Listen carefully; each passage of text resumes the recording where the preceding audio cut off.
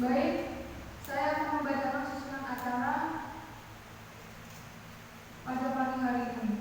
Acara yang pertama pembukaan, acara yang kedua pemaparan materi, acara yang ketiga sesi tanya jawab, dan acara yang terakhir penutup.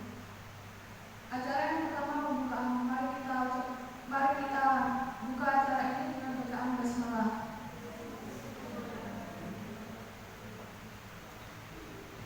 Acara yang kedua pemaparan materi. Sebelum pemaparan materi, saya akan membacakan peraturan dalam acara ini. 1. Peserta wajib mengikuti acara mulai awal hingga akhir. 2. Peserta dilarang mengaktifkan gadget selama acara berlangsung, kecuali ada kepentingan yang mendesak. 3. Bila keluar ruangan, peserta wajib meminta izin pada panitia. 4. Peserta wajib menyiapkan 1 pertanyaan. 5. Peserta wajib mereview materi pada kertas yang telah disediakan.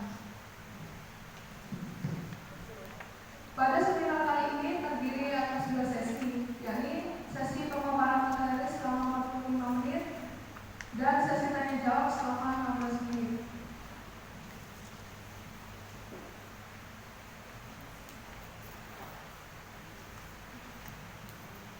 Baik, saya akan membacakan kurikulum kita ke materi.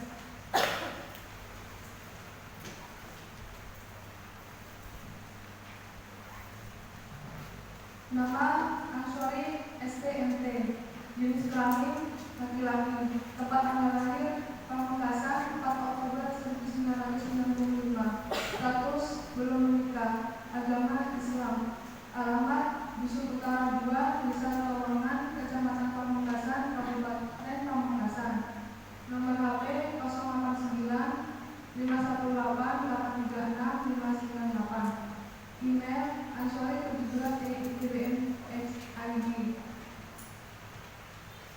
dan ansor17kan54pascal@gmail.com.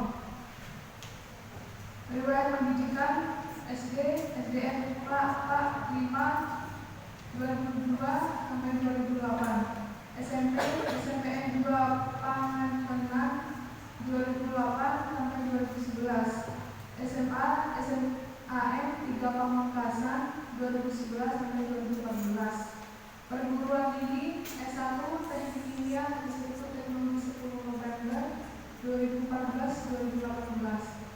S2 Teknik Kimia Institut Teknologi 10 November 2018-2020. Pengalaman organisasi, Ketua OSIS SMP Negeri 2 Pangalengan 2009-2010, MPK OSIS SMA Negeri 3 Pamekasan 2012-2013.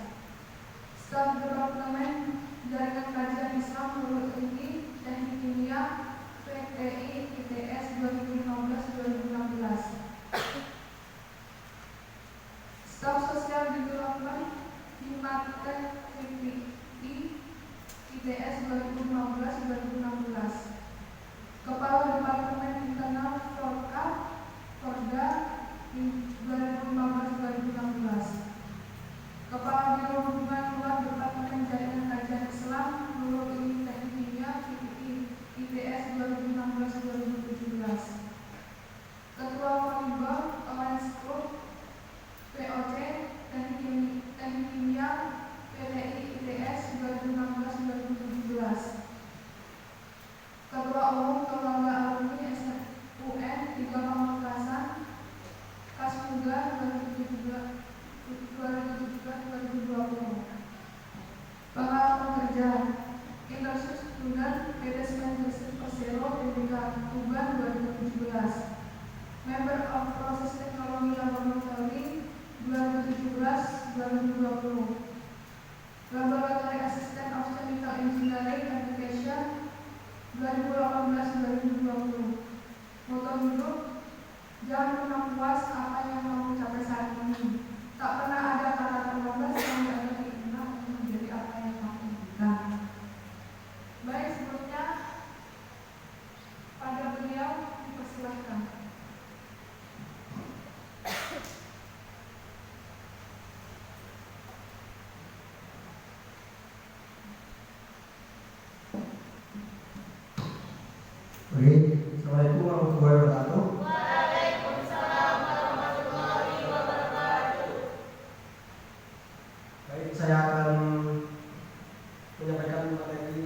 strategi sukses belajar di perguruan tinggi. Nah, sini itu merupakan, jadi dalam perguruan tinggi itu kita harus belajar terkait, bukan hanya belajar terkait akademiknya aja, tapi di sini ada terkait skill manajerial, pembelajaran, komunikasi maupun aktivitas pendukung yang harus kita miliki untuk menjadi mahasiswa yang produktif.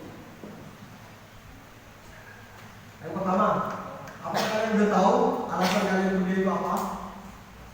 Apakah hanya untuk menyenangkan orang tua atau biar bisa mencari uang nantinya setelah lulus, atau mencari jodoh, atau sekedar mengisi kekosongan kalian? Ya, untuk pertama itu apa sih tujuan kuliah itu? Kuliah itu merupakan investasi kita untuk masa depan. Karena fakta 40 juta pengangguran itu di Indonesia. Terus ada juga keluhan terkait lulusan dari perguruan tinggi, di mana itu kadang mereka itu pintar, tapi tidak pandai dalam hal bekerja sama. Jadi sangat nanti kalau kalian terjun di dunia industri atau dunia pekerjaan itu kalian sangat dibutuhkan untuk dalam hal kerjasamanya. Jadi harus bisa bekerja sama, dan biasanya itu kalian harus siap untuk bekerja di bawah tekanan juga kalau nanti kalian terjun di dunia kerja. Setelah itu kemampuan komunikasinya masih kurang baik.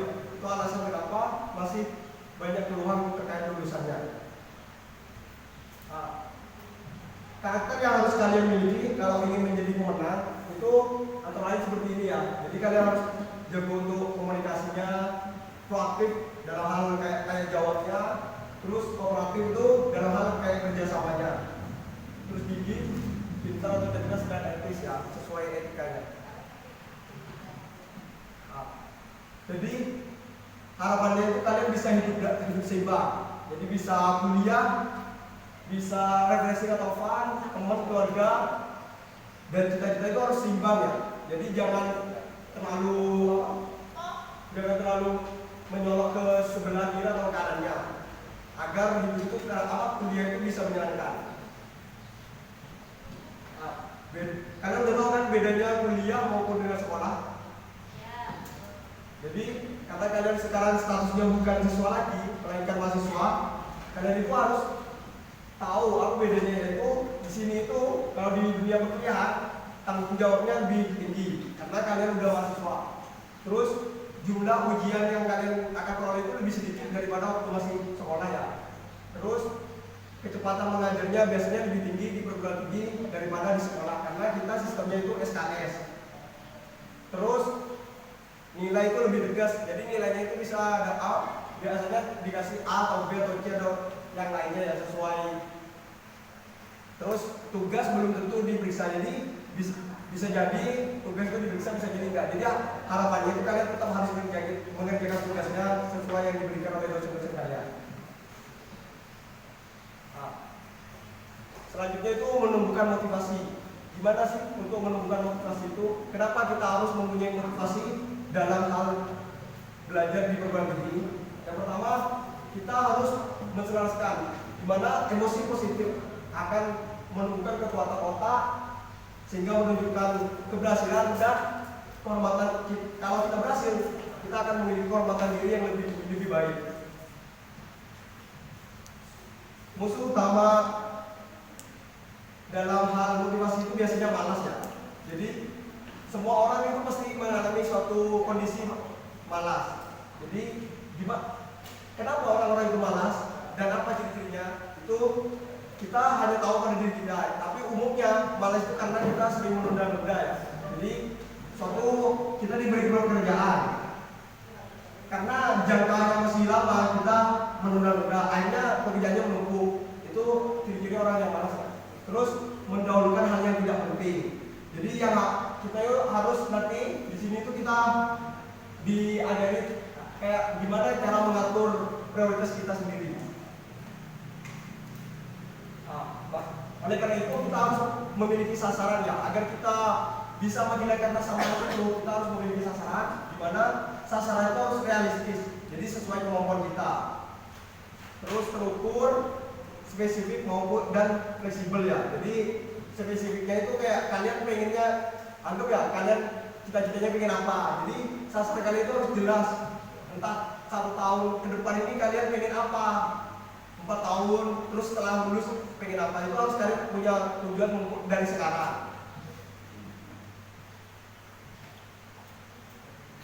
Terus dalam hal memotivasi diri kita harus bagi tugas yang besar gitu. Jadi kita harus perlahan. Kalau tugasnya terlalu banyak, kita harus mengerjakan dari yang kecil dulu. Terus kayak tadi ya, tetapkan sasaran, cari bantuan bila perlu. Jadi kalau kalian ada tugas yang tidak mengerti, kalian bisa tanya sesama temannya.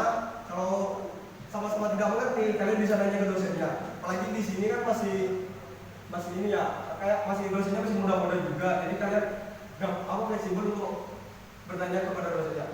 Terus ya selain belajar bersama teman itu yang sama kayak tadi bantuan ya. Jadi usaha kalian itu sering-seringlah sharing atau diskusi sama teman-temannya. Dan yang terakhir itu beri hadiah pada diri kalian sendiri untuk memotivasi kalian. Nah, bila masih tetap malas, kalian harus evaluasi target kalian.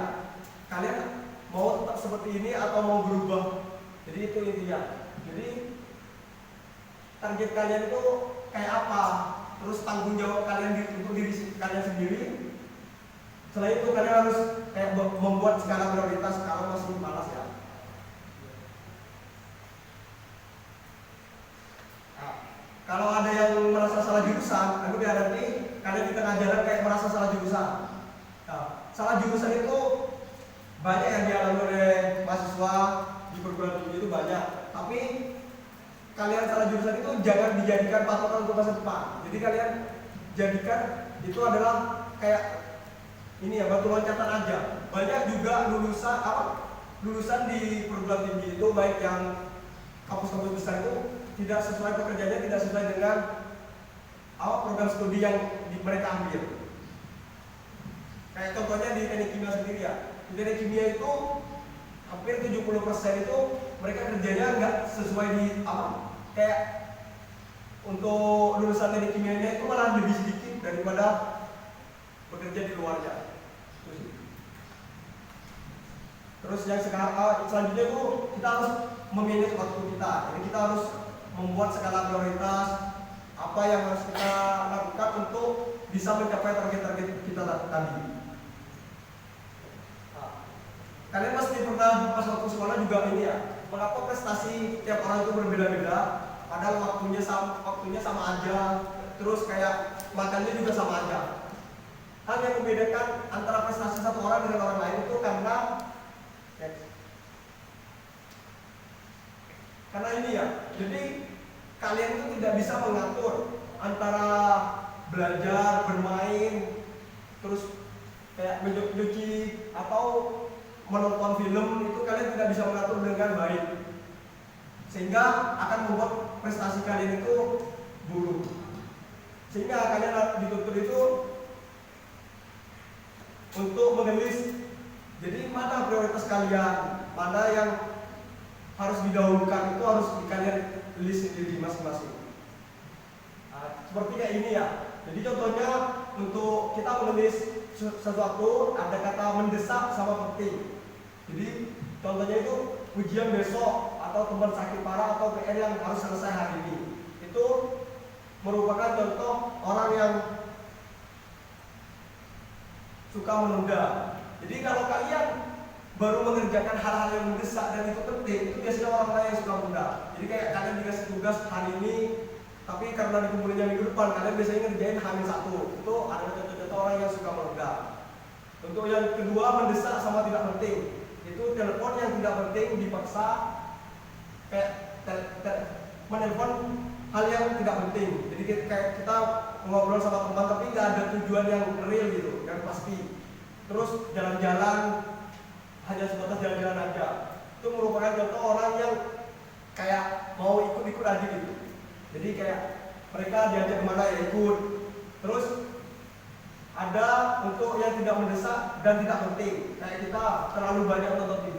Nonton TV itu bisa untuk refreshing, tapi kalau terlalu banyak itu akan menyia-nyiakan waktu produktif kalian. Sehingga itu merupakan contoh dari orang pemalas.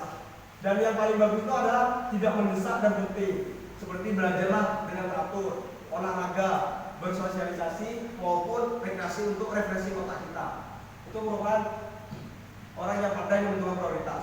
Jadi usahakan itu yang penting-penting, namun tidak mendesak itu kalian bisa kerjakan. Jadi kayak kalau nanti ada tugas ada apa itu, usahakan kalian itu kerjain. Jadi jangan sampai menunda sampai menumpuk. Biasanya tugas dari dosen-dosen itu kan kadang mata kuliah itu adanya tiap minggu ya. Jadi biasanya tugasnya dikumpulin 1 minggu setelahnya atau beberapa hari. Jadi usahain itu kalau kalian bisa, ngapain kalian harus menunda-nunda tugas untuk mengerjakan tugas itu. Untuk strategi menyusun jadwal. Jadi kalian harus pintar-pintar untuk memilih waktu kalian. Salah satunya yaitu kayak kalian membuat daftar kegiatan. Terus mana prioritas kalian, mana prioritas yang kalian harus dahulukan. Terus perkirakan berapa lama kalian untuk menyelesaikan prioritas itu, sama kayak alokasikan waktu ya. Terus evaluasilah apakah sudah berjalan sesuai checklist kalian tadi itu atau tidak.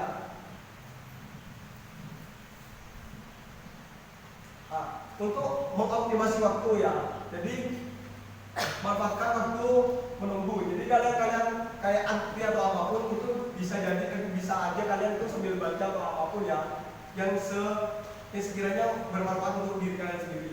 Terus jangan menunda-nunda, utamakan yang utama. Terus jangan sekedar ikut-ikutan teman. Jadi usahain kalian itu kayak kalian mau ikut apa gitu, organisasi atau apapun, usahain itu dari diri kalian sendiri. Karena yang nantinya akan menjalani itu diri kalian ya. Jadi usahain jangan karena teman ini ikut ini kalian ikut juga, tapi kalian sebenarnya tidak suka, itu jangan. Karena nanti akan berefek ke kalian sendiri. Terus yang berikutnya adalah manajemen stres, atau biasanya kan karena kita itu udah mahasiswa, biasanya kita akan banyak tekanan ya. Jadi tekanan di mahasiswa itu masih wajar ya.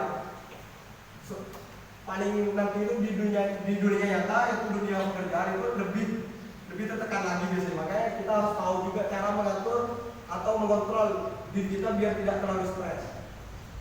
Yaitu kalau di dunia mahasiswa, problemnya kita adalah masalah tugas, terus nilai, terus atau ujian ya. Itu yang biasanya kita pikirkan terus-menerus. Tip untuk menangani stresnya itu, kita harus berbagi tanggung jawab. Jadi kalau kayak tugas atau apa yang kalian tidak bisa mengerti, kalian bisa berbagi tanggung jawab itu kayak kalian bisa bertanya ke teman-temannya, atau minta diskusi, atau tanya ke dosennya, atau dalam hal kerjasama. Kalau ada kayak tugas kelompok, usahakan kalian itu jangan cuma ikut nama ya. Jadi kalian harus saling bekerja sama.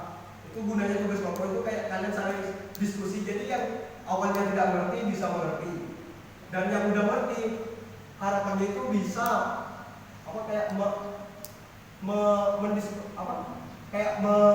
membuat teman-temannya itu mengerti juga gitu. Jadi jangan buat diri kalian sendiri.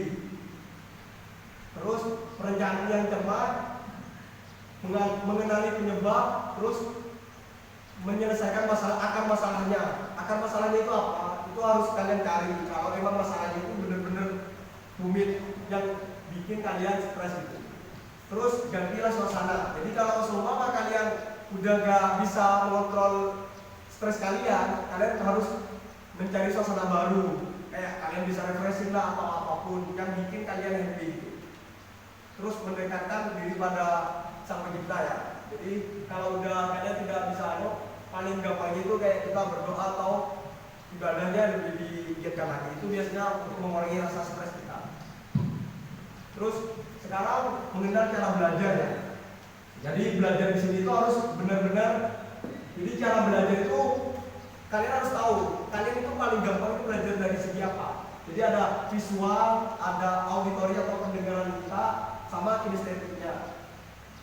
Terus ada belajar kelompok yang kayak tadi ya, belajar mandiri, terus belajar dari otak kanan maupun otak kiri.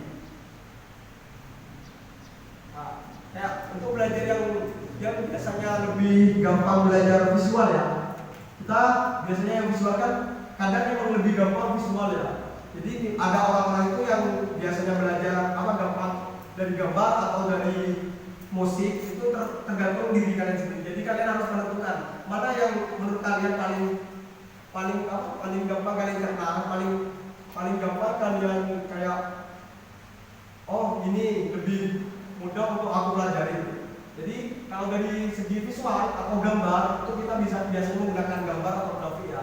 Terus visualisasi materi. Biasanya kalau kalian pintar dalam hal visual, biasanya kalian bisa materi itu kayak kalian bayangin, kayak disederhanain. Jadi anggap kalian belajar biologi gitu, belajar sel. Jadi kalian kayak membayangin sel itu misal rumah kita gitu. Rumah itu kayak ada jendela, ada pintu, itu kalian harus pintar-pintar memvisualisasikan materi-materi itu. Kalau kalian memang lebih bisa dalam hal visual. Terus yang kedua adalah auditori, yaitu sistem mendengar. Biasanya itu kalian bisa kayak mendengarkan baik-baik penjelasan dari dosennya, terus terangkan secara lisan pada teman-teman kalian. Biasanya itu yang biasa mendengar. Jadi kalau kalian memang lebih jago untuk mendengar, kalian dengarkan, terus kalian harus memperhatikan juga untuk mengingatkan. Jadi kalau kalian cuma fokus mendengarkan aja, terus kalian nggak pernah menerapkan, biasanya gampang untuk melupakan itu. Terus untuk kinestetik ya, biasanya itu lebih ke melibatkan bagian-bagian tubuh kita. Jadi kayak anggota tubuh biar lebih, jadi kayak kita kayak memegang, kalau di teknik kimia kan banyak alat-alat tuh. Jadi kita biasakan tuh gimana cara prakteknya itu, kita harus langsung terjun di alat-alatnya. Terus kalau untuk yang soal-soal, kita harus memperbanyak latihan soal. Jadi kalau kalian mengerti dari dosen-dosennya, terus kalian tidak pernah mengerjakan soal atau apapun untuk melatih diri kalian sendiri, biasanya kalian akan lebih cepat untuk melupakan materi-materi itu. Terus belajar gimana kemampuan akademik atau kemampuan akademik itu biasanya lebih main di otak kiri ya. Jadi kalau otak kiri itu belajarnya dari prinsip-prinsip dahulu.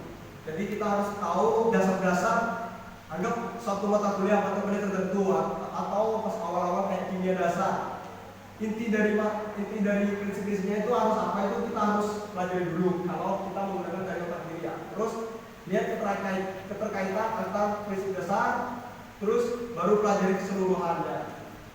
Terus tandai mana yang harus kalian poin-poinnya dari yang kalian baca itu. Biasanya ini lebih ke kayak membaca ya, atau mendengarkan itu biasanya kayak kalian harus lebih kayak bisa mewarnai atau apapun ya, untuk menandai bagian-bagian yang penting itu sehingga kalian bisa mengingatnya. Terus untuk belajar otak kanan biasanya lebih ke kayak seni ya biasanya. Jadi otak kanan itu lebih ke seni. Jadi biasanya kalau kita belajar melalui otak kanan itu biasanya lebih ke global dulu, terus kita buat suatu pemikiran, terus bagi waktu, terus baru menceklisnya. Itu kalau otak kanan. Untuk belajar kelompok sendiri, ini kalian pasti akan lebih sering nanti dialami di dunia mahasiswa daripada waktu kalian masih sekolah ya. Karena di dunia mahasiswa itu kita diajari cara untuk nantinya terjun di dunia di pekerjaan ya. Karena hampir semua dunia kerja itu pasti membutuhkan kerjasama.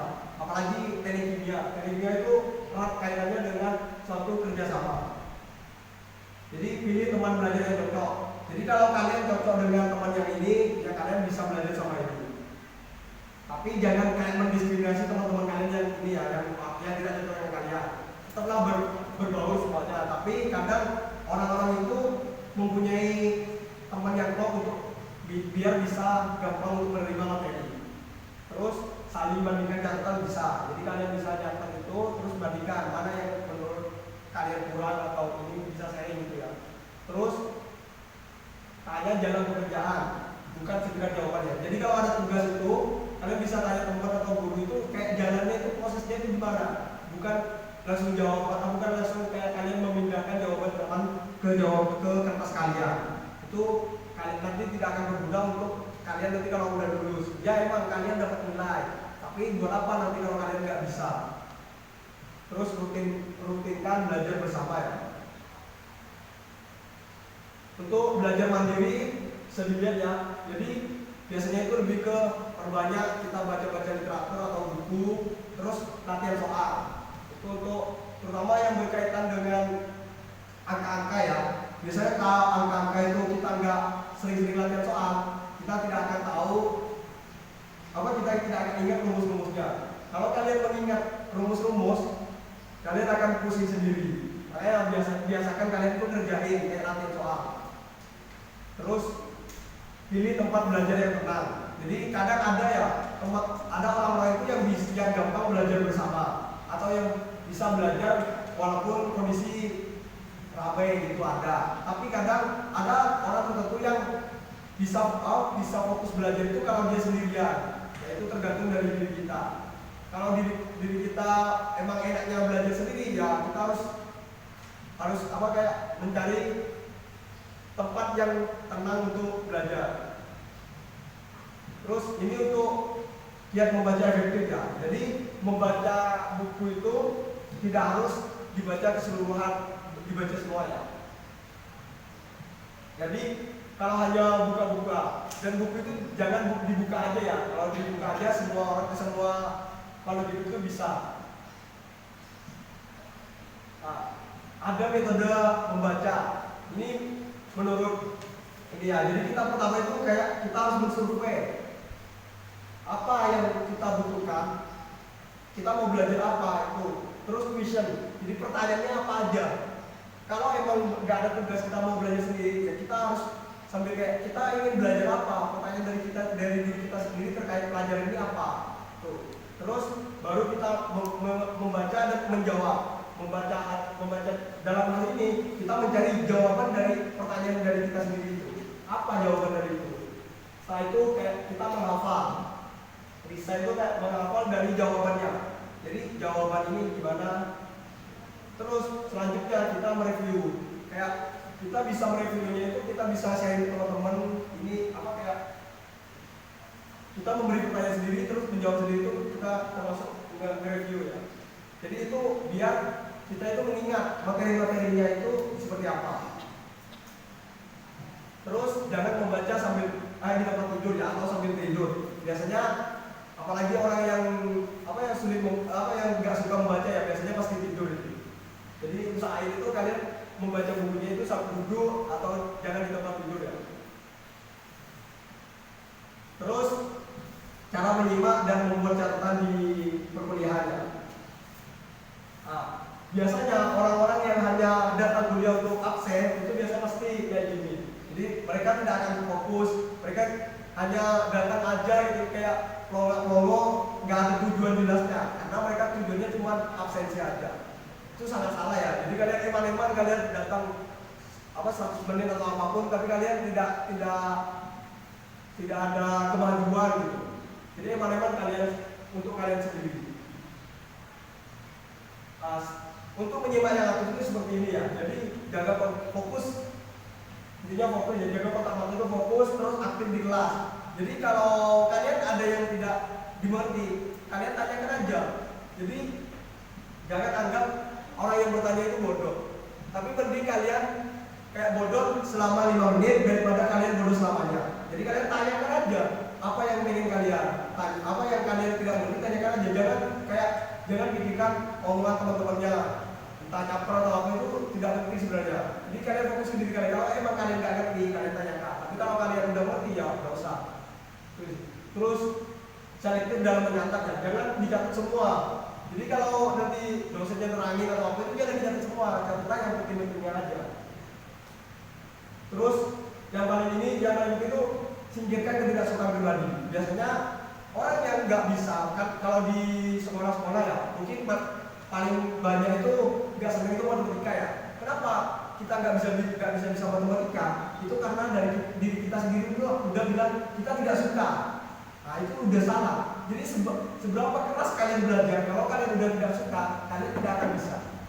Jadi tanamkan pada diri kita itu kita harus menyukai dia dulu, menyukai pelajarannya dulu, terus menyukai yang membawakan atau dosen. Kalau sekarang udah dosen, kalau dulu kan guru. Jadi kalian harus menyukai. Kalau kalian udah punya rasa suka, entah ke pelajarannya atau ke dosennya, kalian akan lebih mudah untuk menangkap materinya itu. Tapi kalau kalian udah bilang sulit apa, ini udah kalian mendoktrin diri kalian sendiri. Kalau kalian tidak mau, jadi otomatis otak kalian itu akan susah untuk menerima materi-materi itu. Terus strategi mencatat ya, jadi catat yang perlu saja ya. Terus kalian bisa membuat, tergantung kalian sebenarnya kayak apa. Bisa membuat kayak mindmapnya atau membuat catatan-catatan yang versi kata-kata atau gambar, itu terserah. Kayak apa? Kayak mana yang kalian lebih suka. Untuk meningkatkan daya ingat, gimana? Daya ingat itu 20%. Itu menurut penelitian ya, 20% dari apa yang kita dengar, terus 30% dari apa yang kita baca, 40% dari apa yang kita lihat prosesnya, terus 50% apa yang kita katakan, 60% apa yang kita kerjakan, terus paling banyak itu 90% dari apa yang kita lihat, dengar, katakan, dan kerjakan. Jadi untuk mengingat materi-materi, kalian harus lebih sering kayak diskusi, kalian mengerjakan itu untuk mengingatkan. Terus ingatlah yang pantas diingat. Jadi kalau menurut kalian tidak pantas diingat, jadi jangan kalian nambah-nambahkan memori ingat kalian. Itu akan membuat kalian pusing. Ini untuk karakteristik memori ya. Biasanya kita mengingat itu apa yang biasa kita gampang untuk diingat. Biasanya kayak gini ya. Jadi kayak yang kita tertarik, informasi yang kita tertarik biasanya kayak kita bakal gampang ingat. Apalagi yang kayak viral gitu. Pasti kita gampang banget ingat tragedi itu atau apapun. Karena kita itu tertarik. Jadi kalau kalian dipositifkan, ketertarikan kalian positif ke belajar atau apapun, atau bidang atau minat kalian pasti akan lebih gampang untuk menjalannya. Terus lebih mudah mengingat hal yang terstruktur, tergantung orangnya ya. Jadi kebanyakan orang emang lebih gampang mengingat pelajaran itu terstruktur. Jadi kayak langkah-langkahnya itu seperti apa. Terus ingat hal aneh, hal yang terkait terhadap pribadi kita, cenderung kita mengingat yang pertama dan yang terakhir. Next. Teknik mengingat itu seperti ini ya. Jadi kita biasanya grouping, jadi kita kayak menggrupkan mana tipe kayak buah-buah, hewan, musik atau apa. Ini salah satu contohnya. Jadi kalian bisa nanti materinya itu kalian bisa digroupingkan atau diiniin sesuai kalian ya, strukturkan kalian atau menggunakan irama ya. Ada yang juga itu mendengarkan musik atau dibuat kayak nyanyian. Terus ada yang juga dalam bentuk visualisasi. Jadi kalian gambar-gambar gitu. Kayak ini menggambarkan apa itu tergantung dari kalian sendiri. Terus ada yang menggunakan singkatan. Jadi kayak kalau di teknik kimia ya, dulu atau di kimia biasanya untuk mengingat tabel periode ada yang kayak menyingkat depannya aja atau disingkat menjadi suatu kata yang kalian suka. Tuh ada. Terus ingatlah kata-kata kuncinya aja. Terus tidur merupakan salah satu untuk kita merefreshkan memori kita ya. Jadi usahain tidurlah yang cukup atau istirahat yang cukup untuk menenangkan pikiran kita. Sedangkan untuk menghadapi ujian, jadi untuk persiapan sebelum ujian ini yang kalian harus persiapkan kalau nanti udah ujian ya. Jadi biasanya di perkuliahan kan tadi udah dibilang ya, ujiannya itu lebih sedikit. Biasanya hanya ujian harian kalau ada, atau biasa disebut kuis atau apapun ya. Terus adanya yang pasti itu kayak ujian tengah semester sama UAS aja. Jadi kadang dosen itu cuma ngasih 2 ujian selain tugas ya. Jadi ujiannya itu memang lebih sedikit. Jadi usahain kalian itu bisa mempersiapkan sebaik mungkin. Yang pertama itu sediakan waktu yang cukup untuk belajar. Jadi usahakan itu kalau memang udah dibilang ujiannya kapan, sediakan waktu. Nggak harus, jangan belajar pas malam hari hanya aja. Jadi usahain malah kalian itu belajar sebelum-sebelumnya. Karena malam hari hanya itu kalian biasa lebih baik itu kayak merefleksikan otak kalian, kayak mengingat-ingatnya aja. Jadi jangan malah kalian kayak belajar sampai nggak tidur atau seharian. Biasanya banyak mahasiswa pas saya masih pengalaman kerja juga banyak dari saya sendiri pernah ngalamin sama teman-teman saya itu kadang ya nggak tidur semalaman itu untuk belajar, tapi keesokan harinya itu apalagi kalau sampai yang kita pelajari itu nggak keluar, itu akan membuat kita sendiri stres sendiri. Jadi jangan usahain itu merupakan contoh pembelajaran yang salah. Jadi usahain kalian belajar itu ya beberapa hari sebelumnya itu, terus di hari kalian tinggal mengingatnya aja. Terus kalian harus tahu ujiannya itu spesifiknya kapan, jam-jam berapa, pas hari apa, terus usahakan belajar kelompok. Kalau kalian memang senang tipe orang yang lebih gampang untuk menerima materi itu dari segi sharing-sharing. Terus siapkan peralatan ya. Sumber penting. Jadi biasanya mahasiswa itu kalau belajar ya biasanya ya dari sumber-sumbernya itu bisa dari perpustakaan atau enggak soal ujian tahun lalu. Jadi ujian tahun-tahun sebelumnya itu kalian bisa tanyakan seperti apa. Dan catatan kuliah, terutama sebelum ujian ditentukan. Jadi biasanya kalau ujiannya minggu keempat, ya kalian bisa atau minggu untuk UAS ya. Jadi kalian fokusnya di kayak materi akhirnya aja setelah UTS atau apa itu fokusnya di situ aja, jangan dari awal lagi. Biasanya seperti itu. Ini untuk menjalani ujian ya. Jadi ini untuk perkirakan macetan kalau seumpama macet penting. Karena alasan kalian telat. Jadi kalau kalian emang jauh, kalian estimasikan waktu untuk sampai ke kampus itu berapa menit. Jadi usahain itu kalian berangkat lebih cepat dari itu. Jadi biar waktu untuk mengerjakan nggak kepotong dengan kalian dan temannya. Terus kerjakan yang mudah dulu ya. Jadi kalau kalian kan kita pasti membaca soalnya dari nomor 1 berurutan ya. Tapi cara mengerjakan nggak harus berurutan. Mana yang kalian bisa itu kerjakan duluan. Yang kalian nggak bisa dilewati itu dulu. Jadi usahakan kerjakan yang mudah dulu. Kenapa? Karena kalau kalian memaksakan diri untuk mengerjakan hal yang kalian belum bisa, kalian akan membuang-buang waktu. Dan waktu ujian itu tidak selama kalian belajar.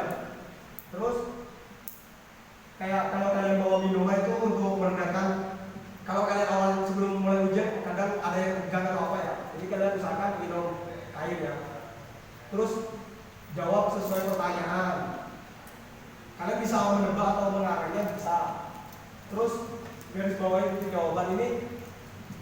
Kalau ini ya, kalau kayak pertanyaan poin-poinnya di pertanyaan itu apa itu bisa digaris bawahi untuk menjawab soal-soalnya. Ini ya. Jadi tolong jangan curang. Jadi kalau nanti ujian, usahakan kalian itu benar-benar mengerjakan. Jadi jangan kayak nyontek ya. Jadi kadang pasti kecurangan itu pasti ada, cuman usahakan dari diri kalian sendiri itu untuk menguranginya. Karena kalian curang atau enggaknya yang rugi itu kalian sendiri nantinya. Ini kalau untuk setelah ujian ya. Kadang kan kita kalau udah ujian, apalagi kalau ujian akhir ya kita pasti bisa langsung liburan gitu ya. Karena kenapa? Kalau kalian merasa ujian kalian tuh kayak gak maksimal, kalau kalian ingin memperbaiki bisa hubungi dosen terkait ya. Dan juga nilai yang dipakai itu enggak hanya ujian ya, jadi bisa dari absen, tugas maupun keaktifan kalian sendiri. Makanya usahakan tugas-tugas kalian itu kalau diberikan jadi kerjakan aja semampu kalian. Kalau kalian nggak tahu, kalian bisa bertanya. Intinya jangan sampai nggak dikerjakan tugasnya. Intinya kalian ngumpulin, kadang dosen itu kadang ya mungkin kalau di sini masih koreksi semua ya. Tapi kadang ada dosen itu kalau karena kesibukan tertentu, kadang mereka nggak koreksi. Jadi mereka hanya lihat, ini mengumpulkan jadi di checklist aja. Jadi kemarin kan kalau cuma di checklist kalian nggak ngumpulin tugas gitu. Ini untuk teknik menulis ya. Jadi cara menulis nantinya kalian di mahasiswa itu nggak hanya belajar ya, jadi nanti kalian harus tahu cara untuk menulis, karena di mahasiswa sendiri itu banyak kayak kalian nanti akan, kalau yang gemar menulis waktu masih SMA atau SMP ya, jadi tumbuhkan rasa menulis itu. Nanti kalian di dunia perkuliahan itu banyak kayak lomba-lomba penulisan artikel ilmiah, penulisan cerpen atau apapun. Kalau kalian memang minat untuk menulis, itu bisa ya dari teknik-teknik cara penulisan yang baik ya. Jadi pertama itu memahami materinya, terus menulis draft awal dan merevisi draft. Jadi yang pertama kita pahami materi itu seperti apa, pahami deskripsi tugas. Seumpama kita pengen ikut program kreatif mahasiswa atau PKM ya, biasanya yang ada diadain oleh Dikti atau sekarang Kemdikbud, itu biasa ada tiap tahun. Itu kita harus tahu kita mau spesifik apa dari deskripsi tugas. Terus kalau kita mau nulis. Yang kedua itu kalau kita mau nulis kayak mau menulis cerpen atau menulis artikel gitu ya, siapa yang mau membaca, anak kecil kah atau umur berapa, udah tua, itu kita harus tahu sehingga kita bisa menyamakan persepsi persepsi kita dalam hal menulis itu. Jadi jangan sampai kita membuat tulisan yang anggap kita untuk menulis untuk anak-anak sekolah atau SD gitu kan, anak kecil, tapi kita menulisnya kayak bahasanya terlalu berat, bahasanya bahasa dewasa gitu, ya itu salah. Jadi salah dalam hal menulis itu nantinya tidak akan laku atau tidak akan banyak orang yang akan suka. Terus yang terakhir itu kayak perkaya referensi. Jadi untuk kita bisa menulis, kita harus sering-sering membaca atau membaca referensi, atau kayak kalau kita pengen nulis artikel ilmiah atau membuat prosa, kita harus sering-sering lihat proposal yang pernah ada di internet. Juga banyak ya, kan sekarang udah dunia internet sangat cepat ya. Jadi emang kalau kalian internet itu digunakan dalam hal yang tidak baik. Terus ini untuk menulis draft awal ya, jadi kita pertama brainstorming dulu, terus mulai gimana saja terserah kita ya. Terus jangan dulu mengkritik kita. Jadi kamu nggak bisa apa-apa itu jangan mendoktrin diri kita sendiri. Tulisan kita masih jelek atau apa itu jangan. Karena kalau kalian udah pernah mendoktrin diri kalian akan tambah malas. Terus biarkan mengalir aja. Jadi kalian tulis aja yang mana yang ingin kalian tulis terkait apa, entah materi atau artikel atau proposal, itu kalian tulis aja semampu kalian. Terus gunakan bahasa kalian sendiri. Ini yang berikutnya, kalau kalian usahain kalian itu merevisi draft kalian sendiri. Jadi biar kalian kayak mengoreksi. Jadi draft ini udah baik atau belum? Pada saat kita mengerjakan itu pasti menurut kita udah baik ya. Jadi kita harus mengoreksi pekerjaan kita itu. Biasanya jangan di hari yang sama, bisa setelahnya atau beberapa jam setelahnya. Itu biasanya kita pasti menemukan titik mana yang menurut kita nggak baik gitu. Jadi usahakan kita harus merevisinya sendiri ya.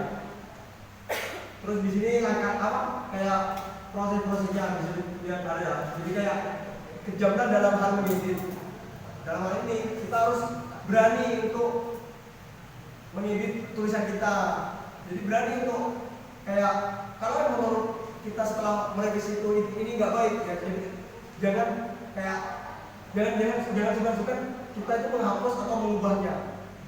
Karena kita nggak enak untuk mau ini. Jadi jangan sampai itu kalau dalam hal kita udah merevisi ya. Terus cek urutan dan logika.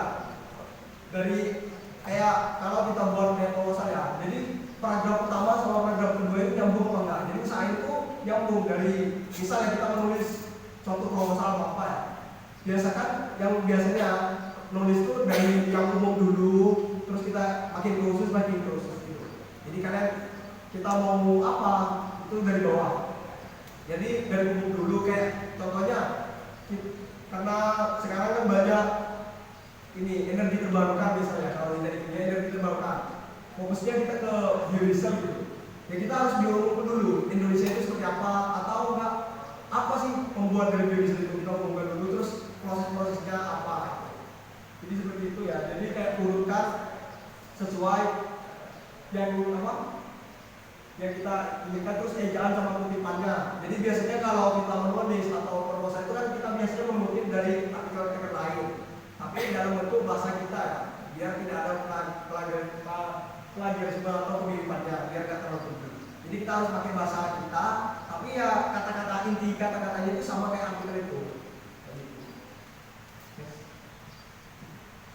Untuk presentasi sendiri, jadi nanti kalian di mahasiswa itu kalian akan disuruh presentasi. Mungkin waktu sekolah udah pernah ya, tapi kalau belum pernah nanti pasti di dunia mahasiswa itu kadang lebih sering presentasi. Jadi tidak hanya dosen yang menjelaskan, tapi kalian sendiri yang harus menjelaskan. Pertama itu kuasai materinya. Jadi materi apa yang kalian bawa itu harus dikuasai dulu. Yang kedua, public speaking-nya atau pembawaannya atau intonasinya. Jadi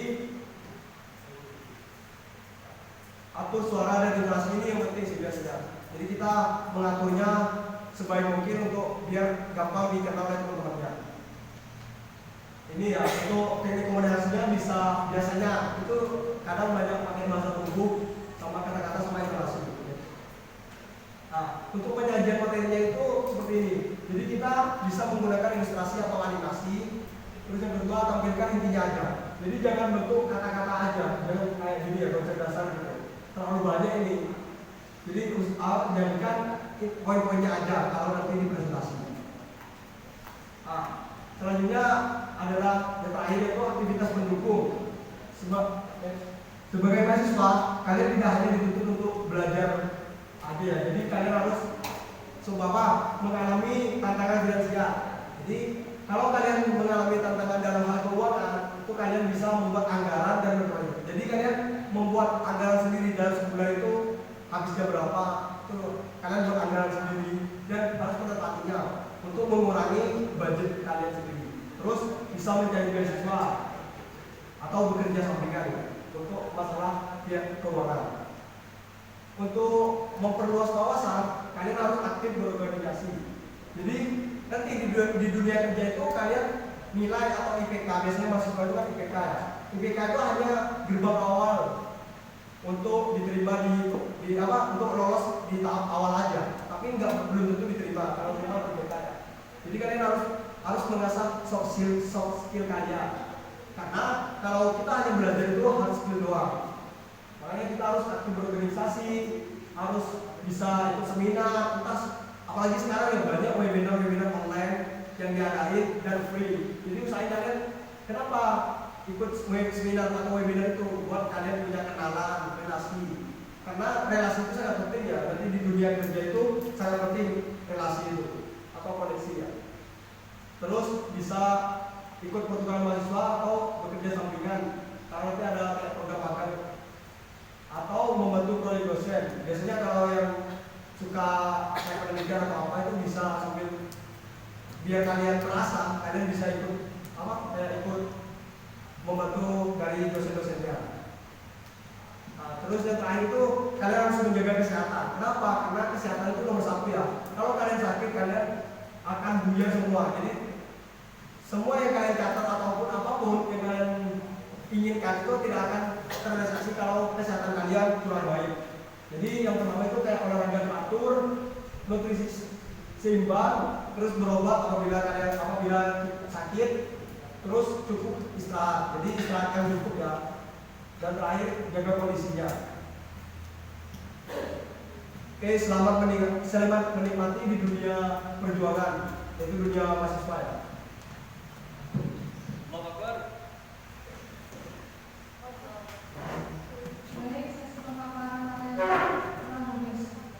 Acara selanjutnya sesi tanya jawab yang akan berlangsung selama 15 menit. Saya akan membacakan aturan sesi tanya jawab.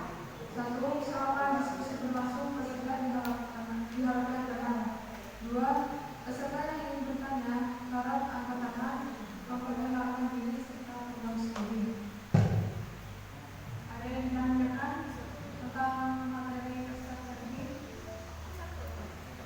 potensi sukses belajar di perguruan tinggi. Mungkin dari blok kanan, blok kiri. Oke.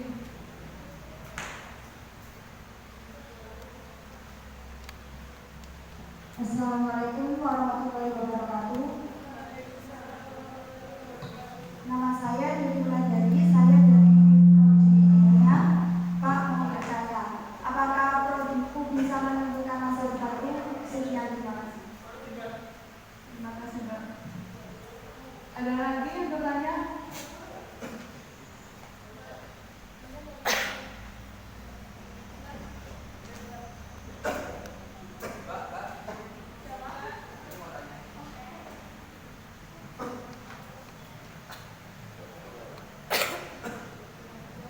Assalamualaikum warahmatullahi wabarakatuh. Perkenalkan, saya Rina dari Prodi Agribisnis. Bagaimana cara memaksimalkan makanan sebagai mahasiswa? Terima kasih. Baik, ada lagi? Oke, dari kaum pemilihannya. Ada? Ada? Baiklah, saya akan menjawab pertanyaan ini.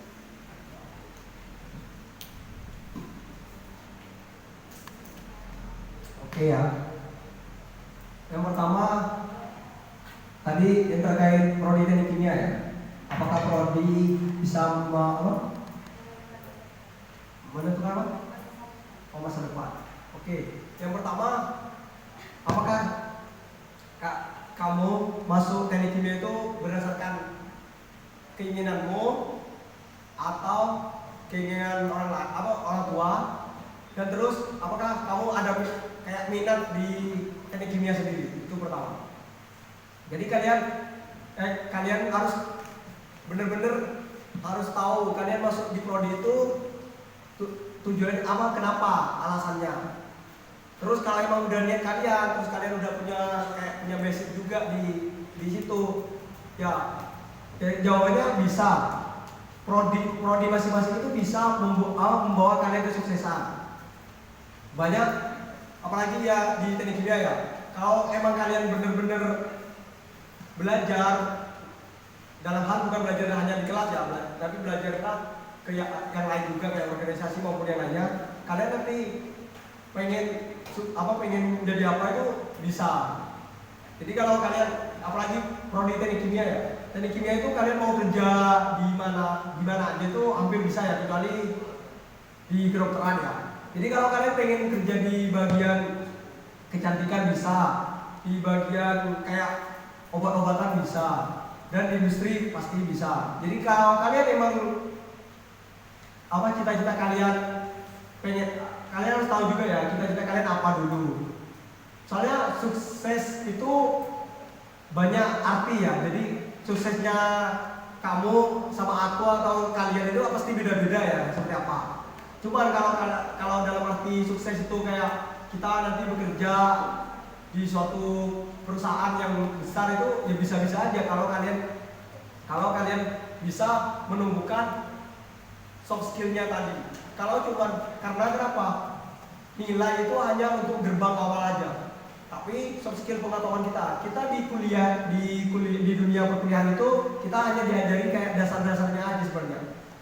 Apalagi teknik kimia ya, nanti kalau yang emang kayak pengen kerja di dunia industri ya, itu biasanya di sana itu udah ada kayak software-softwarenya semua. Cuman kita harus tahu dasar-dasarnya itu ini kenapa hasilnya gini itu kita harus tahu. Karena apa? Karena nanti pas waktu kita udah memegang atau menjalani itu, pas ada trouble kita pasti bisa mengatasinya.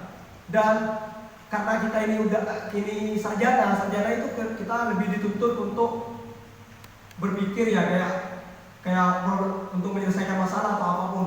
Kita tidak hanya bekerja aja atau tidak hanya disuruh, tapi nanti kita juga bisa jadi kayak manajernya, kayak kita yang mengatur, karena kita itu sarjana bukan kayak SMK atau diploma gitu. Jadi kalau bisa membawa kesuksesan bisa, tergantung dari diri kita sendiri ada kemauan apa enggak. Terus untuk yang kedua tadi apa? Ya, maksimalkan tantangannya. Oke. Untuk memaksimalkan tantangan kalian jadi mahasiswa, kalian pengen jangan kalian jadi mahasiswa biasa aja ya. Jadi nanti di mahasiswa itu sebenarnya kan banyak istilah. Jadi kayak ada, kalau dulu pas saya masih kuliah ada sebutan kayak kupu-kupu atau kuliah pulang ya. Jadi usahain kalian tuh jangan kuliah pulang aja, terus jangan kura-kura juga, jangan kuliah rapat doang. Jadi harus laras juga. Kalau kalian pengen menjadi mahasiswa yang berbeda, kalian harus aktif dimanapun. Jadi kalau kalian pengen berprestasi, banyak jalur prestasi itu gak harus akademik ya. Kalau kalian suka menulis, kalian bisa ikut lomba-lomba menulis. Kalau kalian lebih passion di organisasi, kalian bisa aktif di organisasi, terus carilah relasi yang banyak. Karena nanti di dunia kerja kalian sangat membutuhkan suatu relasi itu. Sedangkan kalau kalian memang lebih pengen berprestasi, ya kalian harus belajar lebih banyak dari mahasiswa yang lain. Itu. Jadi kalau mahasiswa ini belajarnya 1 jam, kalian harus bisa belajar 2 jam atau 3 jam kayak gitu. Jadi kalau kalian ingin mengalahkan mahasiswa-mahasiswa yang ada di perguruan besar, kalian harus lebih giat lagi belajar. Karena kenapa? Karena mereka yang udah di perguruan besar itu pasti pola belajarnya beda ya. Dan saya pernah dulu juga dibilangin sama dosen-dosen saya sendiri, karena buku-buku di teknik kimianya ITS dulu itu rata-rata bahasa Inggris. Jadi kalau kalian memang pengen menguasai materi itu, kalian harus belajar berkali lipat. Kenapa? Karena kalian pertama kan harus mengerti maksud dari itu dan baru memahaminya. Jadi kalau emang kalian pengen kayak sukses di dunia mahasiswa atau di dunia perkuliahan, ya kalian jangan hanya kuliah aja, tapi kalian harus pelajari atau keluarkan potensi kalian sebanyak mungkin. Tuh. Mungkin. Baik, terima kasih. Ada lagi yang ditanyakan? Nggak ada? Ada lagi dari kaum wanitanya?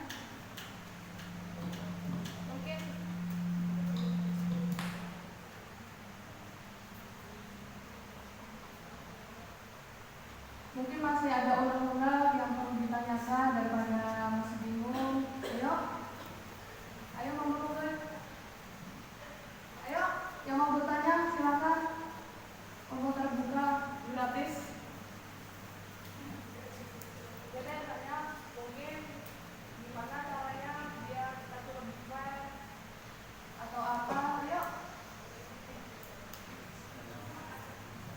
Sudah, nggak ada lagi? Atau saya yang bertanya aja? Beneran? Gak ada? Ya udah. Pokoknya ini masih 2 pertanyaan yang telah terjawab kan. Saya akan memberi pertanyaan pada materi. Pak, saya boleh tanya tak Pak? Gimana caranya biar kita bisa fair lebih dekat ke dosen? Biar kita nggak ada rasa sungkan sama sekali. Terima kasih.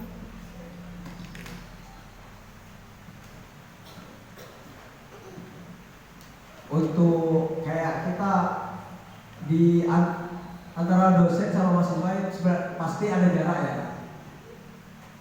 Tapi karena kalau di TBM itu sebenarnya potensi kita untuk dekat sama dosen itu sangat besar ya. Jadi sebenarnya kalau mahasiswa pengen dekat sama dosennya, dosen juga sebenarnya pengen dekat sama mahasiswanya. Jadi kalau kalian memang pengen, tergantung sepengen deket kalian itu kayak apa. Karena